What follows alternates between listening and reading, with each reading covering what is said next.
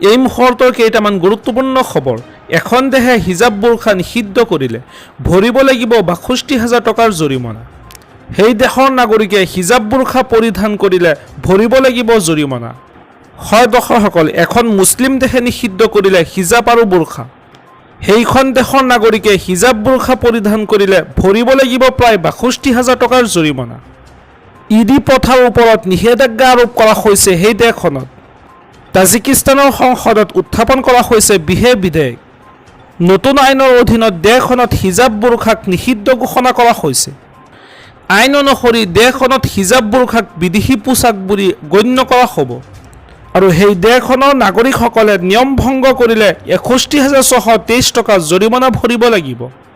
অতি শীঘ্ৰে এই নতুন আইন কাৰ্যকৰী কৰাৰ চিন্তা চৰ্চা তাজিকিস্তান চৰকাৰৰ। দেশখনত ৯৬% লোকেই ইছলাম ধৰ্মাৱলম্বী। এই বিধেয়ক উত্থাপনৰ পিছতেই দেশখনৰ ভিন্ন প্ৰান্তত প্ৰতিবাদ অব্যাহত আছে। ইয়াৰ পৰৱৰ্তী খবৰটি খুবেই গুৰুত্বপূৰ্ণ, এটা বিগ ব্ৰেকিং নিউজ। ২ লাখ টকাকৈ ঋণ ৰেহাই দিব কংগ্ৰেছে। তেলেংগানাৰ কংগ্ৰেছ চৰকাৰৰ ডাঙৰ ঘোষণা। নিৰ্বাচনী প্ৰতিশ্ৰুতি আখৰে আখৰে পালন কৰিলে কংগ্ৰেছ চৰকাৰে। তেলেংগানাৰ কৃষকসকলৰ বাবে কংগ্ৰেছ চৰকাৰৰ বৃহৎ ঘোষণা। ২ লাখ টকা পৰ্যন্ত কৃষি ঋণ ৰেহাই দিব তেলেংগানাৰ কংগ্ৰেছ চৰকাৰে। অতি শীঘ্ৰে এই আঁচনি কাৰ্যকৰী কৰা হ'ব বুলি ঘোষণা কৰিছে মুখ্যমন্ত্ৰী ৰেৱন্ত ৰেড্ডী। ২০১৮ চনৰ ১১ ডিচেম্বৰৰ পৰা ২০২৩ চনৰ ৯ ছেপ্টেম্বৰলৈ ঋণ লোৱা কৃষকসকলে পাব এই ৰেহাই আৰু ইয়াৰ বাবে ৰাজকোষৰ ৩১,০০০ কোটি টকা অতিৰিক্তভাৱে খৰচ কৰা হ'ব বুলি মন্তব্য কৰিছে মুখ্যমন্ত্ৰীগৰাকীয়ে। ইয়াৰ পৰৱৰ্তী খবৰটি খুবেই গুৰুত্বপূৰ্ণ, এটা বিগ ব্ৰেকিং নিউজ। ৰেচন কাৰ্ডৰ লাখ লাখ হিতাধিকাৰীসকলৰ বাবে ডাঙৰ খবৰ। কোনে কোনে প্ৰশাসনক ঘূৰাই দিব লাগিব ৰেচনৰ কাৰ্ড। প্ৰতিগৰাকী ৰেচন কাৰ্ডৰ হিতাধিকাৰীৰ উপাৰ্জন পৰীক্ষা কৰা হ'ব। ঘৰে ঘৰে গৈ পৰীক্ষা কৰা হ'ব ৰেচন কাৰ্ড। নিয়ম বৰ্ষীভূত হ'লে বাতিল হ'ব পাৰে আপোনাৰ ৰেচন কাৰ্ড। ৰেচন কাৰ্ড লাভৰ বাবে হিতাধিকাৰীসকলৰ আয় ৪ লাখ টকাতকৈ বেছি হ'ব নোৱাৰিব। যদিহে কোনো হিতাধিকাৰীৰ আয় ৪ লাখৰো অধিক, তেন্তে বাতিল কৰা হ'ব ৰেচন কাৰ্ড। ৪ লাখতকৈও অধিক আয় থকা লোকক স্বেচ্ছাই ৰেচন কাৰ্ড জমা দিয়াৰ আহ্বান জনাইছে প্ৰশাসনে। আনহাতে কোনো পৰিয়ালৰ যদি চাকৰি আছে তেন্তে ঘূৰাই দিব লাগিব ৰেচন কাৰ্ড। ৰেচন কাৰ্ড কেৱল দৰিদ্ৰ লোকৰ বাবেহে। হোজাই জিলাৰ ৰেচন কাৰ্ডৰ হিতাধিকাৰীসকলৰ বাবে জাৰি কৰা হৈছে এই জাননী। খাদ্য ৰাজহুৱা বিতৰণ গ্ৰাহক পৰিক্ৰমা বিভাগে জাৰি কৰিছে এই জাননী। ইয়াৰ পৰৱৰ্তী খবৰটি খুবেই গুৰুত্বপূৰ্ণ, এটা বিগ ব্ৰেকিং নিউজ। দেশৰ কোটি কোটি জনতালৈ বিনামূলীয়া চৰকাৰী ঘৰ কেনেকৈ কৰিব লাগিব আবেদন।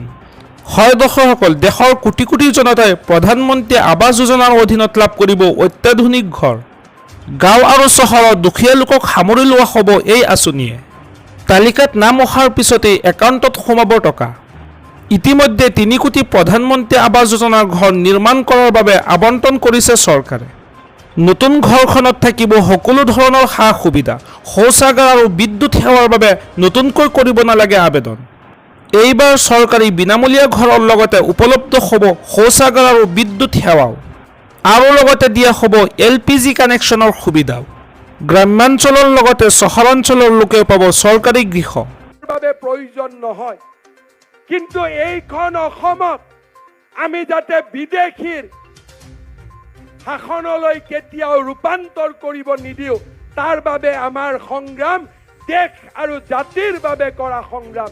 এয়া আমাৰ সংগ্ৰাম নহয়, এয়া আমাৰ নতুন প্ৰজন্মৰ বাবে কৰা সংগ্ৰাম। কোনোবাই আজি ভাৰতীয় জনতা পাৰ্টিক মূল্যায়ন কৰিব অৰুণোদয় পালো নে নাই। কোনোবাই ভাৰতীয় জনতা পাৰ্টিক মূল্যায়ন কৰিব চাকৰি পালো নে নাই। কোনোবাই ভাৰতীয় জনতা পাৰ্টিক মূল্যায়ন কৰিব ৰাস্তা হ'ল নে নাই। কিন্তু অসমৰ ইতিহাসে ২০১৬ চনৰ পৰা আৰম্ভ হোৱা ভাৰতীয় জনতা পাৰ্টিৰ এই শাসনত অসমৰ অস্তিত্ব ৰক্ষাৰ আটাইতকৈ সোণালী ক্ষণ ৰূপে ইতিহাসে তাক চিহ্নিত কৰিব, তাক লৈ মোৰ কোনো সন্দেহ নাই। আজি আমি দেশৰ কাৰণে, স্বজাতিৰ কাৰণে, আমাৰ সভ্যতাৰ কাৰণে আমি সংগ্ৰাম কৰিছোঁ। ৰাস্তা হ'ব, দলং হ'ব, কিন্তু জাতিটোৰ যদি ভেটি হেৰুৱাই যায়, সেই ভেটি আৰু আমি কেতিয়াও নিৰ্মাণ কৰিব নোৱাৰোঁ। মোৰ ভৱিষ্যতৰ প্ৰজন্মক, মোৰ ল'ৰা ছোৱালীক, মোৰ নাতি পুতিক এখন সুৰক্ষিত অসম দি থৈ যোৱাটো আমাৰ দায়িত্ব আৰু আমাৰ কৰ্তব্য। আজি আমি আমাৰ কাৰণে ৰাজনীতি কৰা নাই। আমাৰ কাৰণে যদি ৰাজনীতি কৰিলোহেঁতেন আমি সকলোৱে চালোহেঁতেন মই কি পাইছো। কিন্তু আজি আমি আমাৰ কাৰণে ৰাজনীতি কৰা নাই। আমি আমাৰ নাতি পুতি আৰু ল'ৰা ছোৱালীৰ কাৰণে আমি ৰাজনীতি কৰিছো। তেওঁলোকক এখন সুৰক্ষিত অসম দি থৈ যাবলৈ আমি ৰাজনীতি কৰিছো।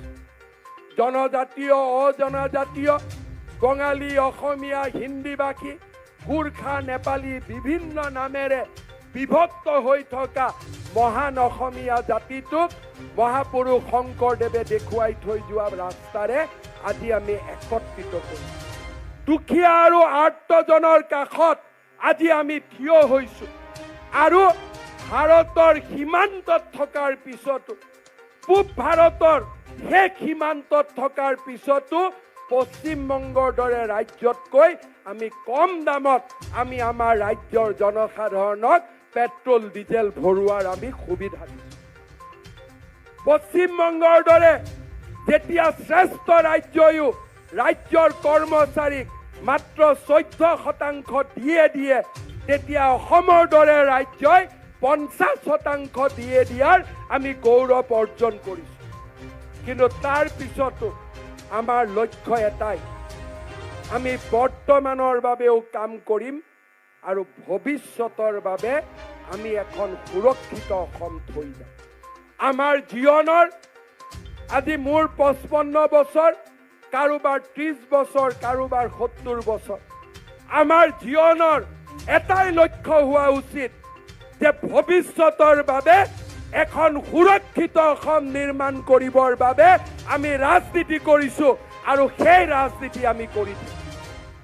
কোনোবাই আমাক ভাল কৰি মাতিলে, কোনোবাই আমাৰ বুথত গ'ল, কোনোবাই আমাক MP ফাণ্ডৰ টকা দিলে, সেয়া আমাৰ বাবে ক্ষুদ্ৰ চিন্তা।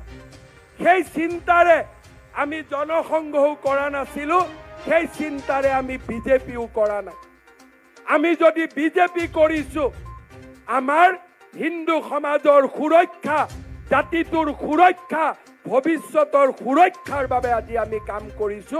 আৰু হিন্দু মুছলমানেৰে সমন্বিত আমি থলুৱা অসমীয়া লোকৰ বাবে আমি কাম কৰিছো। আমি বৰাকৰ জনগণৰ বাবে আমি কাম কৰিছো, পাহাৰৰ জনগণৰ বাবে আমি কাম কৰিছো।